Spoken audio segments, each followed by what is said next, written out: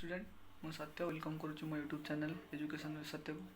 तो पिला माने बहुत जगह तुम देखी जे बहुत बहुत ट्यूशन रे मैथ और इंग्लिश को बहुत भाव प्राधान्य दौरान साइंस को एत प्राधान्य दिखती से मुझे कौन कर यूट्यूब चैनल तो समस्त को विज्ञान पढ़ेबी बुझीपार साइंस पढ़ेबी बहुत physical science and life science बुझीपार। तो आप तुम मानकर कौन भी असुविधा हेनी जो असुविधा हो मत कमेंट कर पचार ना मोर पर्सनल फोन नंबर देदेवी तो मत व्हाट्सएप भी मेसेज कर पूरा अष्टम नवम दशम सब विज्ञान मो यूट्यूब चैनल रखी वीडियो अपलोड करी जदि आप तुम मानकर कौट असुविधा हे देख वीडियो बुझ जोटा कि प्लस टू भी बहुत आवश्यक हम से भाई आज विज्ञान फास्ट अष्टम स्टार्ट करी तेणिक नवम तेणिक दशम।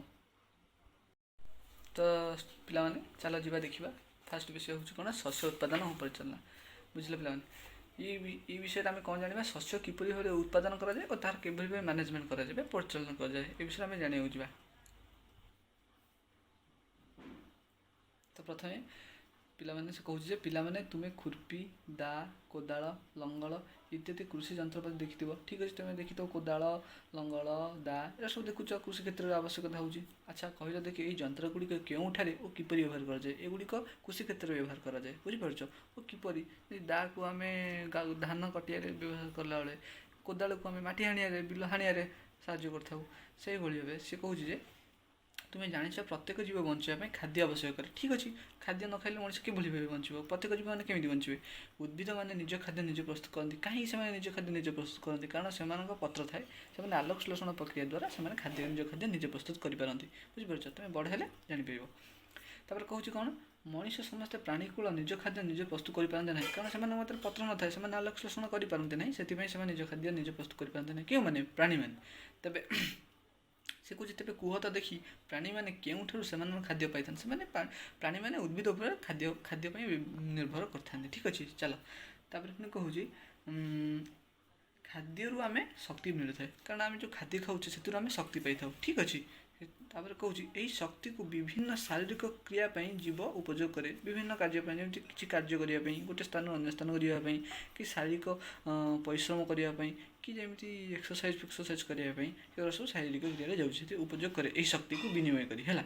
तो यही कार्यगुड़िक हूँ परिपाक शोषण और रेचन तुम्हें एवं शोषण और रेचन कहले बुझीपारे तथापि मुझे कहीदे शोषण हूँ कौन जो श्वासक्रिया मनुष्य करुँच तार सब प्रक्रिया अच्छी कहापर कौन हे वायुटा भितर को जीव केमी वायुटा बाहर केमी तार रेचन हूँ जो खाद्य हजम होपर कौन हूँ से जो भल जिन बडी यूज हो रक्त में मिशुची आउ जो वेस्ट मटेरियल जिन से सब बर्ज्यवस्त बाहर को बढ़ जाऊँगी यहाँ हूँ रेचन प्रक्रिया बुझीपार। से कहूँ आम उद्भिद ठारू प्राणी ठारू कि उभयों ठारू खाद्य पाई ठीक अच्छे। तापर पिला माने कौन कहूँ खाद्य बहु परिमाण में उत्पादन होगा आवश्यक ए विराट जनसमाज को खाद्य जोगाइबा हेले नियमित उत्पादन ठीक परिचालना सुषम बंटन एकांत जरूरी से कहूँ एवं जनसंख्या वृद्धि होगा लगी से कौन कहूँ उत्पादन जी परिमाण शस्य क्षेत्र कृषक मैंने करुँच तार बहु परिमाण में बढ़ाक पड़ो ना कारण खाद्यटा अंटबनी ना बहुत लोग जनसंख्या वृद्धि है बुझीपार से कथा तापर से कौन कहूँ हेल्ले नियमित उत्पादन करा पड़ो बहुत परिमाण नियमित प्रति वर्ष भल उत्पादन करा पड़ो ठीक परिचालना भल भाव बेपार करा पड़ो अर्थ कमेवाक हेल्ले सुषम बंटन या भल भाव बंटन करा जहाँफल समस्त पाखे आवेलेबल पहुँची पार। तापर पुणी कौन कहूँ पिला आसिया जाना 1.1 कृषि प्रणाली कहूँ कृषि प्रणाली कौन ख्रीष्टपूर्व 10,000 वर्ष पर्यंत लोक मैंने जाजाबर भाव जीवन जापन करते 10 वर्ष पर्यंत 10,000 वर्ष पर्यंत लोक मैंने जाजाबर जीवन जापन करते कौन कहूँ से विभिन्न गोष्ठी रही खाद्य अन्वेषण एणे तेणे घूरी बुलते से कारण निर्दिष्ट घर ना खाद्य से एणे तेणे बुली खाद्य ग्रहण करते। तापर कहूँ कौन से कंचा फल और पनीपरिया खाऊले से प्रथम खाद्य को पाचिला खाद्य खाऊन कंचा फल और पनीपरिया खाऊले तापर कौन कहूँ खाद्यपाई प्राणी शिकार करते खाद्यपाई प्राणी की मारिकी खाऊले बुझीपार। तापर से पर से कौन कले जमी चाष करने शिखिले धान गहम अन्य शस्य एत पदार्थ उत्पादन कले। तापर कहूँ कौन से प्रकार गोटे उद्भिद गोटे स्थान उत्पादन और अधिक मात्रा चाष करने को फसल कहुए पे तुमको जो प्रश्न पचार फसल क्या कहुए परीक्षार पड़े फसल कौन उदाहरण स्वरूप बुझा तुम कौन कह कौन से प्रकार गोटे उद्भिद गोटे स्थान में अधिक मात्रा चाष करने को फसल कहुए उदाहरण स्वरूप गहम फसल कहले कौन बुझा ना गोटे जमी संपूर्ण भाव में गहम उत्पादन को बुझाए बुझीपार। से धान कहले धान बुझ ତାପରେ କହୁଛି ତୁମେ ଜାଣ ଯେ ଫସଲ ଗୁଡ଼ିକ ବିଭିନ୍ନ ପ୍ରକାରର, କିଏ ଖାଦ୍ୟ ଶସ୍ୟ ହେଇଥାଇପାରେ, କିଛି ପନିପରିବା ହେଇଥାଇପାରେ, କିଛି ଫଳ ହୋଇଥାଇପାରେ। ତାପରେ ଆସ ତାକୁ କ'ଣ କହୁଛି, ତାପରେ ଆମେ ଜାଣିବା ଯେ ଭାରତ ଏକ ବୃହତ୍ କୃଷି ପ୍ରଧାନ ଦେଶ। କାହିଁକି ଭାରତରେ ବିଭିନ୍ନ ସ୍ଥାନରେ ଭିନ୍ନ ଭିନ୍ନ କୃଷି ପଦ୍ଧତି ଅବଲମ୍ବନ କରାଯାଉଛି, ଯାହାଫଳରେ କି ବିଭିନ୍ନ ପ୍ରକାର ଖାଦ୍ୟ ଆମେ ପାଉଛେ। ଏହାର ଜଳବାୟୁର ଅବସ୍ଥା ଉପରେ ନିର୍ଭର କରେ, ଯେମିତିକି ତାପମାତ୍ରା, ଆର୍ଦ୍ରତା ଏବଂ ବୃଷ୍ଟିପାତ ଆଞ୍ଚଳିକ ଭିତ୍ତିରେ ଭିନ୍ନ ଭିନ୍ନ ହୋଇଥାଏ। ତାପରେ କହୁଛି ଏହି ଅନୁସାରେ ବିଭିନ୍ନ ପ୍ରକାର ଫସଲ ଉତ୍ପାଦନ ଦେଶରେ ଭିନ୍ନ ଭିନ୍ନ ଅଞ୍ଚଳରେ ହୋଇଥାଏ। ଠିକ୍ ଅଛି। ତାପରେ ପିଲାମାନେ କ'ଣ କହୁଛି, ଏହି ବିବିଧତା ସତ୍ତ୍ୱେ ଦୁଇଟି ଉନ୍ନତ କିସମର କୃଷି ପ୍ରଣାଳୀ ଚିହ୍ନଟ କରାଯାଇଛି। ସେଗୁଡ଼ିକ ହେଉଛି କ'ଣ, ଖରିଫ ଫସଲ ଏକ, ଦୁଇ ହେଉଛି ରବି ଫସଲ। ଆଉ ପିଲାମାନେ ବହୁତ ଥର ପରୀକ୍ଷାରେ ପଡ଼େ ଖରିଫ ଫସଲ ଆଉ ରବି ଫସଲ ମଧ୍ୟରେ ପାର୍ଥକ୍ୟ ଦେଶ। ତ ଫାର୍ଷ୍ଟ ଆମେ ଜାଣିବା ପିଲାମାନେ ଏକ ନମ୍ବରରେ କ'ଣ, ଖରିଫ ଫସଲ। ଖରିଫ ଫସଲ କାହାକୁ କୁହାଯାଏ? ସେ କହୁଛି ବର୍ଷା ଦିନେ ଚାଷ କରାଯାଉଥିବା ଫସଲକୁ ଖରିଫ ଫସଲ ବୋଲି କୁହାଯାଏ। ସେ କହୁଛି ଖରିଫ ଫସଲ କାହାକୁ କୁହାଯାଏ, ନା ଯେଉଁ ଚାଷଟା ବର୍ଷା ଦିନେ କରାଯାଏ ସେଟାକୁ ଖରିଫ ଫସଲ କୁହାଯାଏ। ଭାରତରେ ବର୍ଷା ଋତୁ ସାଧାରଣତଃ ଜୁନ୍ରୁ ସେପ୍ଟେମ୍ବର ପର୍ଯ୍ୟନ୍ତ ଥାଏ। ତାର ଉଦାହରଣ ସ୍ୱରୂପ ଯଦି ଦେଖିବା, ଖରିଫ ଫସଲ କେଉଁଟା ଅନ୍ତର୍ଭୁକ୍ତ ହେଉଛନ୍ତି? ଏକ ହେଉଛି ଧାନ, ଦୁଇରେ ହେଉଛି ମକା, ତିନିରେ ହେଉଛି ସୋୟାବିନ୍, ଚାରି ହେଉଛି ଚିନାବାଦାମ, ପାଞ୍ଚରେ ହେଉଛି କପା। ଏଇ ଖର ଫସଲ ମଧ୍ୟରେ ଅନ୍ତର୍ଭୁକ୍ତ ହେଉଛନ୍ତି। ଠିକ୍ ଅଛି। ତାହେଲେ ପିଲାମାନେ 2 ନମ୍ବରକୁ ଆମେ ଯିବା, ଜାଣିବା ରବି ଫସଲ କ'ଣ। ରବି ଫସଲ ହେଉଛି କ'ଣ, ନା ଯେଉଁ ଚାଷ ଶୀତ ଦିନେ ଉତ୍ପାଦନ କରାଯାଉଥିବା ଫସଲକୁ ରବି ଫସଲ କୁହାଯାଏ। ବୁଝିପାରୁଛ, ଯେଉଁ ଫସଲଟା ଶୀତ ଦିନେ ଉତ୍ପାଦନ କରାଯାଏ ତାହାକୁ ରବି ଫସଲ କୁହାଯାଏ। ଏହି ରବି ଫସଲ ସାଧାରଣତଃ ଅକ୍ଟୋବରରୁ ମାର୍ଚ୍ଚ ମାସ ପର୍ଯ୍ୟନ୍ତ ଚାଷ କରାଯାଏ। ଉଦାହରଣ ସ୍ୱରୂପ ଗହମ, ବୁଟ, ମଟର, ସୋରିଷ ଏବଂ ରାଶି ଏହି ଫସଲର ଅନ୍ତର୍ଭୁକ୍ତ ହୋଇଥାନ୍ତି। ଠିକ୍ ଅଛି। ତାପରେ ପିଲାମାନେ ଚାଲ ଯିବା, ତାପରେ ପିଲାମାନେ ଆମେ ଜାଣିବା ଯେ 1.2ରେ କ'ଣ କହୁଛି, ନା ଫସଲ ଉତ୍ପାଦନର ମୌଳିକ ପ୍ରଣାଳୀ। ଯେଉଁ ଆମେ ଫସଲଟା ଉତ୍ପାଦନ କରୁଛୁ ତାର ମୌଳିକ ପ୍ରଣାଳୀ ସବୁ କ'ଣ। ଫାର୍ଷ୍ଟ ଗୋଟେ କ୍ୱେଶ୍ଚିନ୍ ବକ୍ସରେ ଅଛି, ଦେଖ। ସେ କହୁଛି ସାଧାରଣତଃ ଶୀତଦିନେ କାହିଁକି ଧାନ ଉତ୍ପାଦନ ହୁଏ ନାହିଁ। କାରଣ ଶୀତଦିନେ କାହିଁକି ଉତ୍ପାଦନ କରାଯାଏନି, କିଏ କହିବ? ପିଲାମାନେ କମେଣ୍ଟ କରି ବତାଇବ ହେଲା। ଆଉ ମୁଁ କହିଦେଉଛି, ଦେଖ। ସାଧାରଣତଃ ଶୀତଦିନେ କାହିଁକି ଧାନ ଉତ୍ପାଦନ ହୁଏନି, କାରଣ ଶୀତଦିନେ ଧାନ ଚାଷ ହୁଏନି ଏଇଥିପାଇଁ କି ଶୀତଦିନେ ପାଣିର ଅଭାବ ଥାଏ। ଆଉ ଧାନ ଚାଷ କରିବା ପାଇଁ ଅତ୍ୟଧିକ ପରିମାଣର ଜଳର ଆବଶ୍ୟକତା ହୋଇଥାଏ। ସେଥିପାଇଁ ଆମେ ଧାନ ଚାଷକୁ ଶୀତଦିନେ କରୁନାହୁଁ, ବର୍ଷା। ତାପରେ କହୁଛି ଧାନ ପ୍ରଚୁର ଜଳ ଆବଶ୍ୟକ କରେ। ଠିକ୍ ଅଛି। ତେଣୁ ଏହା ବର୍ଷା ଦିନେ ଚାଷ କରାଯାଏ। ଠିକ୍ ଅଛି। ଶସ୍ୟ ଉତ୍ପାଦନ ପାଇଁ କୃଷକ ଏକ ନିର୍ଦ୍ଦିଷ୍ଟ ସମୟରେ ବିଭିନ୍ନ ପନ୍ଥା ଅବଲମ୍ବନ କରିଥାଏ। ମାନେ କୃଷକଟା ନିର୍ଦ୍ଦିଷ୍ଟ ଶସ୍ୟ ଉତ୍ପାଦନ କରିବା ପାଇଁ ବିଭିନ୍ନ ସମୟରେ ବିଭିନ୍ନ ପନ୍ଥା ଅବଲମ୍ବନ କରିଥାଏ। ଠିକ୍ ଅଛି। ଯେପରି ଜଣେ ମାଳି ବଗିଚାରେ କିମ୍ବା ତୁମ ଘରେ ଫୁଲ ବଗିଚାଟିଏ କରିବା ପାଇଁ କାର୍ଯ୍ୟ କରିଥାଏ। ଠିକ୍ ଅଛି। ସେହିପରି କୃଷି ପାଇଁ ମଧ୍ୟ ବିଭିନ୍ନ କାର୍ଯ୍ୟର ଆବଶ୍ୟକତା ରହିଥାଏ। ଠିକ୍ ଅଛି। ତାହେଲେ କହୁଛି ଏହି ପ୍ରକାର କାର୍ଯ୍ୟକଳାପକୁ କୃଷି ପ୍ରଣାଳୀ କୁହାଯାଏ। ତେବେ କୃଷି ପ୍ରଣାଳୀ ଗୁଡ଼ିକ ହେଲା କ'ଣ? ଏକରେ ମୃତ୍ତିକା ପ୍ରସ୍ତୁତି। ପ୍ରଥମେ ମୃତ୍ତିକାକୁ ପ୍ରସ୍ତୁତ କରିବ। ଦ୍ୱିତୀୟ ହେଉଛି ମଞ୍ଜି ବୁଣିବ।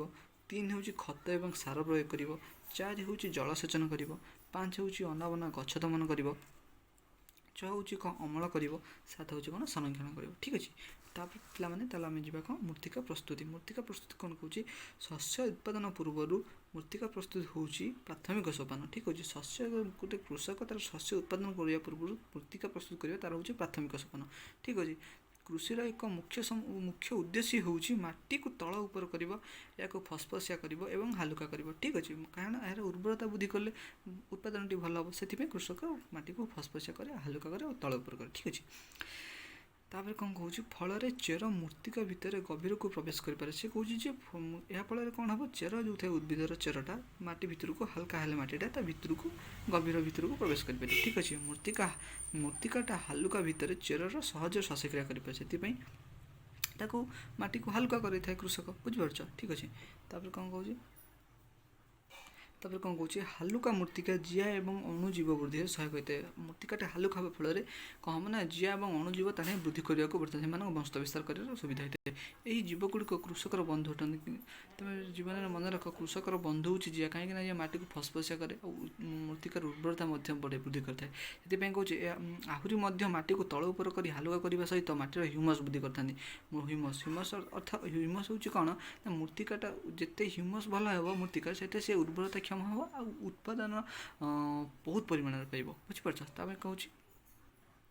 ତାପରେ କହୁଛି ତୁମେ ଜାଣିଛ ମୃତ୍ତିକାରେ ଜଳ, ବାୟୁ ଏବଂ କେତେକ ଜୀବନ୍ତ ଜୀବ ରହିଛନ୍ତି। ଠିକ୍ ଅଛି। ମୃତ୍ତିକାରେ ବହୁତ ଜିନିଷ ଅଛନ୍ତି। ଜଳ ଅଛି, ବାୟୁ ଅଛି ଏବଂ କେବଳ ଜୀବନ୍ତ ଜୀବ ବି ଅଛନ୍ତି। ତା ଛଡ଼ା ମୃତ ଉଦ୍ଭିଦ ଏବଂ ପ୍ରାଣୀ ଶରୀର ମୃତ୍ତିକାରେ ଥିବା ଜୀବମାନଙ୍କ ଦ୍ୱାରା ବିଘଟିତ ହୋଇଛି। ଏହା ହେଉଛି ବିଘଟନ ପ୍ରକ୍ରିୟା କୁହାଯାଏ। ବିଘଟନ ଫଳରେ ଏମାନଙ୍କୁ ବିଘଟନ କେଉଁମାନେ କରିଥାନ୍ତି? ନା ସେମାନେ ଯେଉଁ ମୃତ୍ତିକାରେ ଥାନ୍ତି ଜୀବମାନଙ୍କ ଦ୍ୱାରା ସେମାନେ ବିଘଟିତ ହୋଇଥାନ୍ତି। ଠିକ୍ ଅଛି। ତାପରେ କ'ଣ କହୁଛି ମୃତ ଜୀବମାନଙ୍କ ଶରୀରରେ ଥିବା ବିଭିନ୍ନ ବିଭିନ୍ନ ପୋଷକ ପଦାର୍ଥ ମୃତ୍ତିକାକୁ ଫେରି ଯାଇଥାଏ, ଯାହାଫଳରେ ମୃତ୍ତିକାକୁ ସେ ଫେରିଯିବ ତାପରେ କ'ଣ ପାଇଁ, ଏବଂ ଏହାକୁ ଉଦ୍ଭିଦମାନେ ପୁନର୍ବାର ପୁଣି ଥରେ କ'ଣ କରିବେ, ଉଦ୍ଭିଦମାନେ ସେକୁ ଗ୍ରହଣ କରିଦେଇଥାନ୍ତି। ଉଦ୍ଭିଦ ବୃଦ୍ଧିରେ କମ୍ ଗଭୀରତା ମୃତ୍ତିକା ସାହାଯ୍ୟ କରେ, ସେ କରେ ଉଦ୍ଭିଦର ବୃଦ୍ଧିରେ କମ୍ ଗଭୀରତାର ମୃତ୍ତିକା ସାହାଯ୍ୟ କରେ, କମ୍ ଗଭୀରତା ମୃତ୍ତିକା ସେଇଟା ସାହାଯ୍ୟ କରେ। ତାପରେ କ'ଣ କହୁଛି ମୃତ୍ତିକା ତଳ ଉପରେ ଏବଂ ହାଲୁକା ହେବା ଦ୍ୱାରା ପୋଷକ ପରିପୂର୍ଣ୍ଣ ମୃତ୍ତିକା ଉପରକୁ ଆସେ, ଠିକ୍ ଅଛି। ଉଦ୍ଭିଦ ଏହାକୁ ସହଜରେ ଗ୍ରହଣ କରେ, ଏଣୁ କୃଷି ପାଇଁ ଏହା ଏକ ଅତ୍ୟନ୍ତ ଗୁରୁତ୍ୱପୂର୍ଣ୍ଣ, ବୁଝିପାରିଲ। ତାପରେ କ'ଣ କହୁଛି ମୃତ୍ତିକାକୁ ତଳ ଉପରେ କରିବା ଏବଂ ହାଲୁକା କରିବା ପଦ୍ଧତିକୁ ଚାଷ କରିବା ବା ହଳ କରିବା କୁହାଯାଏ। ସେ କହୁଛି ଚାଷ ବା ହଳ କରିବା କହିଲେ କ'ଣ ବୁଝେ ପିଲାମାନେ, ନା ମୃତ୍ତିକାକୁ ତଳ ଉପରେ କରିବା ଏବଂ ତା ସହିତ ହାଲୁକା କରିବା, ଏହି ପଦ୍ଧତିକୁ ଚାଷ କରିବା ବା ହଳ କରିବା କୁହାଯାଏ, ଠିକ୍ ଅଛି। ଏହି କାର୍ଯ୍ୟଟି ଲଙ୍ଗଳ ଦ୍ୱାରା କରାଯାଇଥାଏ, ଏହି କାର୍ଯ୍ୟକୁ ଲଙ୍ଗଳ ଦ୍ୱାରା ଆବଶ୍ୟକତା ହୋଇଥାଏ। ଲଙ୍ଗଳ କାଠ କିମ୍ବା ଲୁହାରେ ତିଆରି ହୋଇଥାଏ, ଠିକ୍ ଅଛି। ତୁମେମାନେ ଦେଖିଥିବ ମାଟି ଓଦାଳିଆ ଥିବାବେଳେ ହଳ କରିବା ନିହାତି ଆବଶ୍ୟକ, କାରଣ ହଳଟା ଭଲ ଭାବରେ ହେଇପାରିବ। ଆଉ ଏବଂ ଯେତେବେଳେ କୃଷକର ଯେତେବେଳେ ଜମିଟା ଭଲ ଭାବରେ ହଳ ହେବ, ତାର ଭଲ ଚାଷ ହେବ, ସେ ଉତ୍ପାଦନ କ୍ଷମତା କେମିତି ହେବ, ସେଥିପାଇଁ ତାକୁ ଓଦାଳିଆ ଥିଲାବେଳେ ଚାଷଟା ଭଲ କରାଯାଏ, ସେଇଟା ଏଇଟା କହୁଛି। ହଳ ସମୟରେ ବାହାରେ ପଡ଼ିଥିବା ବଡ଼ ମାଟି ଖଣ୍ଡକୁ ମାଟି ଠେଳା କୁହାଯାଏ। ପିଲାମାନେ ସେ କ'ଣ କହୁଥିଲା କି ହଳ ସମୟରେ ବାହାରେ ପଡ଼ିଥିବା ବଡ଼ ମାଟି ଖଣ୍ଡକୁ ମାଟି ଠେଳା କୁହାଯାଏ। ସେ କହିଲେ ହଳ ସମୟରେ ଯେଉଁ ବାହାରେ ପଡ଼ିଥିବା ଯେଉଁ ବଡ଼ ବଡ଼ ମାଟି ଖଣ୍ଡକୁ ସେଗୁଡ଼ିକୁ ମାଟି ଠେଳା କୁହାଯାଏ, ଠିକ୍ ଅଛି। ଏହି ମାଟି ଠେଳାକୁ କାଠ କିମ୍ବା ବାଉଁଶରେ ତିଆରି ମଇ ଦ୍ୱାରା ଗୁଣ୍ଡ କରାଯାଏ। ଯେଉଁ ମଇ ଥାଏ ସେମାନଙ୍କ ସେ ବଡ଼ ବଡ଼ ମାଟି ଖଣ୍ଡକୁ ତା ମଇ ସାହାଯ୍ୟରେ ସେମାନଙ୍କୁ ଗୁଣ୍ଡ କରାଯାଏ, ଠିକ୍ ଅଛି। ଆଉ ଗୋଟେ ଜିନିଷ କହୁଛି ମନେ ରଖ ପିଲାମାନେ, ଜମି ସମତଳ ହେବା ଫଳରେ ମଞ୍ଜି ବୁଣା ଓ ଜଳସେଚନ ସୁବିଧା ହୋଇପାରିଥାଏ, ବୁଝିପାରୁଛ। ସେ କହୁଛି ଜମି ଯେତେବେଳେ ସମତଳ ହେଇଥିବ ସେତେବେଳେ କ'ଣ ହେବ, ମଞ୍ଜି ବୁଣାଟା କୃଷକ ତାର ମଞ୍ଜି ସହଜରେ ବୁଣି ପାରିବ ଓ ଜଳସେଚନ ସୁବିଧାରେ ହେଇପାରିବ। ବେଳେବେଳେ ହଳ କରିବା ପୂର୍ବରୁ ମୃତ୍ତିକାରେ ସାର ପ୍ରୟୋଗ କରାଯାଏ। ସେ କହୁଛି ଯେ ପିଲାମାନେ ଜାଣିଥାଉ ଯେ ବେଳେବେଳେ ହଳ କରିବା ପୂର୍ବରୁ ମଧ୍ୟ ମୃତ୍ତିକାରେ ସାର ପ୍ରୟୋଗ କରାଯାଇଥାଏ, କିଛି ଅସୁବିଧା ନାହିଁ, ଠିକ୍ ଅଛି। ତାପରେ କ'ଣ କହୁଛି ପିଲାମାନେ, ଉପକରଣ କ'ଣ, ମଞ୍ଜି ବୁଣିବା ପୂର୍ବରୁ ଶସ୍ୟର ଆକାର ଆୟତନ ଅନୁଯାୟୀ ମୃତ୍ତିକାକୁ ଗୁଣ୍ଡ କଲେ ଅଧିକ ଅମଳ ମିଳେ। ସେ କହୁଛି ଯେ ଆମେ ତ ମଞ୍ଜି ବୁଣା ସେ କୃଷକ ତାର ମଞ୍ଜି ବୁଣି ତା ପୂର୍ବରୁ ସେ କ'ଣ ଶସ୍ୟର ଆକାର ଆୟତନ, ତାର ଯେଉଁ ଶସ୍ୟର ଆକାର କେମିତିଆ, କେଡ଼େ ବଡ଼ ସାଇଜ୍ ହେଇଥିବା ଦରକାର, ଆୟତନ ତାର କେମିତି ହେଇଥିବା ଦରକାର ଅନୁଯାୟୀ ତାକୁ ଅନୁମାନ କରି ମୃତ୍ତିକାକୁ ଗୁଣ୍ଡ କଲେ, ସେ ଯେଉଁ ମୃତ୍ତିକାକୁ କେତେ ପରିମାଣରେ ଗୁଣ୍ଡ କେତେ ଛୋଟ କରିବ, ଏଡ଼ିକି ଛୋଟ କରିବ କି ଏଡ଼େ ଛୋଟ କରିବ କି ଏଡ଼େ ଛୋଟ କରିବ, ବୁଝିପାରୁଛୁ। ସାରି ଅନୁଯାୟୀ ମୃତ୍ତିକାକୁ ଗୁଣ୍ଡ କଲେ ଅମଳ କ୍ଷମତା ଅଧିକ ବୃଦ୍ଧି ପାଇଥାଏ, ସେ କଥା କହୁଛି। ବିଭିନ୍ନ ଉପକରଣ ଯଥା ଲଙ୍ଗଳ, କୋଦାଳ ଓ କଲ୍ଟିଭେଟର ଦ୍ୱାରା ଏହି କାର୍ଯ୍ୟ ନିୟମିତ ହୋଇଥାଇପାରେ, ଠିକ୍ ଅଛି। ତାପରେ ଆସିଲେ କ'ଣ, ଲଙ୍ଗଳ। ତ ପିଲାମାନେ ଦେଖ, ବହୁ ପୁରାତନ କାଳରୁ ଜମି କର୍ଷଣ, ସାର ବୁଣିବା ଓ ଅନାବନା ଘାସ ଦମନ କରିବା ପାଇଁ ହଳ ଲଙ୍ଗଳ ବ୍ୟବହାର କରାଯାଉଛି, ଜାଣିଛ। ତାପରେ କ'ଣ କହୁଛି, ଏହି ଉପକରଣଟି କାଠରେ ତିଆରି ଏବଂ 2ଟି ବଳଦ, ଘୋଡ଼ା, ଓଟ କିମ୍ବା ମଇଁଷି ଏହାକୁ ଟାଣନ୍ତି, ଠିକ୍ ଅଛି। ଏଥିରେ ତ୍ରିଭୁଜାକୃତି ଏକ ଲୁହା ପ୍ଲେଟ୍ ଥାଏ, ଯାହାକୁ ଲଙ୍ଗଳ ମୁଣ୍ଡା ବୋଲି କୁହାଯାଏ। କହୁଛି ଏଥିରେ ତ୍ରିଭୁଜାକୃତି ଏକ ଲୁହା ପ୍ଲେଟ୍ ଥାଏ, ସେ କହୁଛି ଏଥିରେ ତ୍ରିଭୁଜ ଆକାରର ଏକ ଲୁହାର ପ୍ଲେଟ୍ ଲାଗିଥାଏ, ସେକୁ ଲଙ୍ଗଳ ମୁଣ୍ଡା ବୋଲି କୁହନ୍ତି, ଠିକ୍ ଅଛି। ଲଙ୍ଗଳର ଲମ୍ବ ଅଂଶଟିକୁ ଇସ ବୋଲି କୁହାଯାଏ, ଦେଖିପାରୁଥିବ ଏଇଠି ଲଙ୍ଗଳ ଏଇଟା ହେଉଛି କ'ଣ, ଏଇଟା ହେଉଛି କଣ୍ଟି, ଏଇଟା କଣ୍ଟି, ଏଇଟା ଦେଖ ଇସ, ଏ ଲମ୍ବା ଜିନିଷଟା ହେଉଛି କ'ଣଟା, ଏଇଟା ହେଉଛି ଇସ, ଠିକ୍ ଅଛି। ତାପରେ ଏଠି କଥା ସେ କହୁଛି ଯେ ଇସର ଅନ୍ୟ ପ୍ରାନ୍ତଟି ଜୁଆଳି ସହିତ ଦଉଡ଼ି ଦ୍ୱାରା ସଂଯୁକ୍ତ ହୋଇଥାଏ, ଠିକ୍ ଅଛି। ଏହାକୁ ଜଣା ଲୋକେ ହଳେ ବଳଦ ସାହାଯ୍ୟରେ ଚଳାଇଥାଏ, ଠିକ୍ ଅଛି। ତାର ବର୍ତ୍ତମାନ କାଠ ଲଙ୍ଗଳ ପରିବର୍ତ୍ତେ ଲୁହା ଲଙ୍ଗଳର ବହୁଳ ଭାବରେ ବ୍ୟବହାର ହେଉଛି, ଏଇଟା ତ ସାଧାରଣ କଥା, ଆମେ ବୁଝିପାରୁଥିବ ପିଲାମାନେ ସମସ୍ତେ। ତାପରେ କହୁଛି ପିଲାମାନେ ଆସ ଦେଖିବା କଲ୍ଟିଭେଟର କ'ଣ। ଆଜିକାଲି ଜମି ହଳ କରିବା ପାଇଁ ଟ୍ରାକ୍ଟର ଦ୍ୱାରା ଟଣାଯାଉଥିବା ଲଙ୍ଗଳ, କଲ୍ଟିଭେଟର ଓ ପାୱାର ଟିଲର ବ୍ୟବହାର କରାଯାଉଛି। ସେ କହୁଛି ଆଜିକାଲି କ'ଣ ହେଉଛି ନା, ଆଜିକାଲି ଜମିଟାକୁ ହଳ କରିବା ପାଇଁ ଟ୍ରାକ୍ଟର ସାହାଯ୍ୟ ନେଉଛନ୍ତି, କି ଲଙ୍ଗଳ ବା କି ପାୱାର ଟିଲର କି କଲ୍ଟିଭେଟର ଆବଶ୍ୟକତା ରହୁଛି। ସେଥିପାଇଁ କଲ୍ଟିଭେଟର ବ୍ୟବହାର କରିବା ଦ୍ୱାରା କ'ଣ ହେଉଛି ନା, ମଜୁରୀ ଓ ସମୟ କମ୍ ଖର୍ଚ୍ଚ ହେଉଛି, ସେଥିପାଇଁ ଏହାର ବ୍ୟବହାର କରାଯାଏ। ତାପରେ କହୁଛି ଆସୁଛି କ'ଣ ନା, ତାପରେ ଆସୁଛି କୋଦାଳ କ'ଣ, ଚାଲ ଦେଖିବା।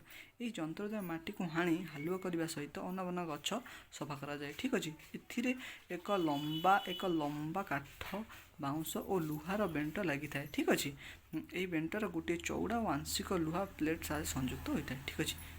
ତାପରେ ପିଲାମାନେ ଆମେ ଆସି ପହଞ୍ଚିଗଲେ ମଞ୍ଜି ବୁଣାରେ 1.4ରେ, ଠିକ୍ ଅଛି। ସେ କହୁଛି କ'ଣ, ଫସଲ ଉତ୍ପାଦନରେ ମଞ୍ଜି ବୁଣା ସବୁଠାରୁ ବେଶୀ ଗୁରୁତ୍ୱପୂର୍ଣ୍ଣ। ମନେ ରଖିଥାଏ ଯେ ଫସଲ ଗୋଟେ କୃଷକ କରୁଛି, ସବୁଠାରୁ ତା ପାଇଁ ଗୁରୁତ୍ୱପୂର୍ଣ୍ଣ କାର୍ଯ୍ୟ ହେଉଛି କ'ଣ ନା, ତାର ମଞ୍ଜି ବୁଣା। ତାପରେ କହୁଛି ମଞ୍ଜି ବୁଣିବା ପୂର୍ବରୁ ଉନ୍ନତ ମାନର ବିହନ ବାଛିବାର ଆବଶ୍ୟକ, କାରଣ ବିହନ ଭଲ ନଥିଲେ ଚାଷ ଭଲ ହେବନି, ଗଛ ଭଲ ଉଠିବନି, ତାହେଲେ ଅମଳ କେମିତି ଭଲ କରିବେ। ଉନ୍ନତ ମାନର ବିହନ ଅଧିକ ଅମଳକ୍ଷମ ପରିଷ୍କାର ସୁସ୍ଥ ଓ ଭଲ କିସମର ହୋଇଥିବା ଆବଶ୍ୟକ। ସେଥିପାଇଁ କୃଷକମାନେ ଅଧିକ ଅମଳକ୍ଷମ ବିହନ ବ୍ୟବହାର କରିଥାନ୍ତି। ଠିକ୍ ଅଛି। ତାପରେ ଆସୁଛି କ'ଣ କହୁଛି ନା ବିହନ ମନୋନୟନ। ବିହନ ମନୋନୟନ ମାନେ ବାଛିବା ହେଲା। ଏକ ପାତ୍ରରେ କିଛି ବୁଟ ମଞ୍ଜି ନିଅ ଓ ସେଥିରେ କିଛି ପାଣି ଢାଳ।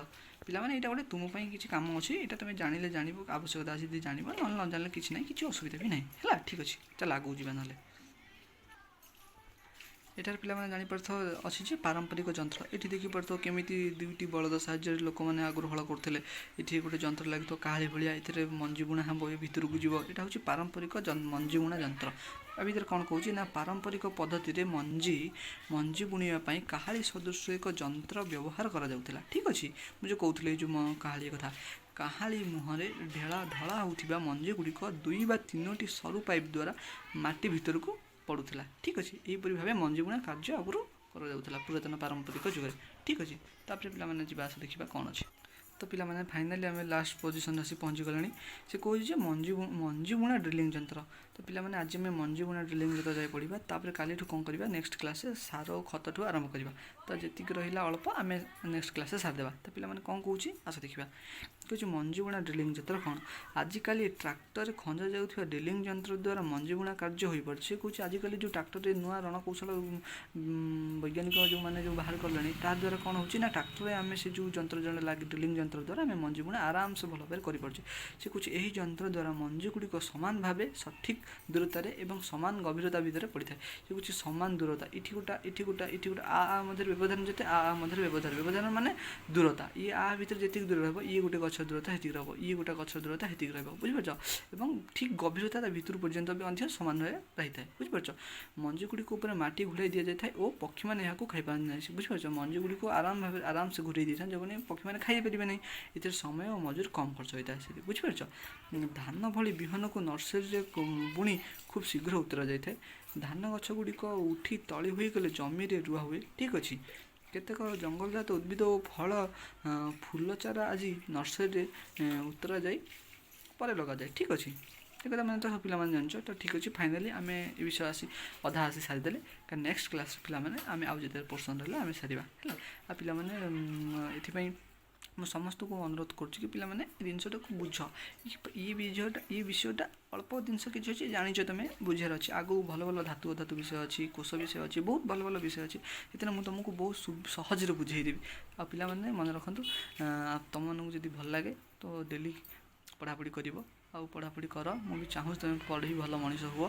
ସେଥିପାଇଁ ପିଲାମାନେ ଆଉ ଏ ଚ୍ୟାନେଲଟିକୁ ଲାଇକ୍, ସେୟାର ଆଉ ସବସ୍କ୍ରାଇବ୍ କରିବାକୁ ଭୁଲିବେନି। ଜୟ ଜଗନ୍ନାଥ।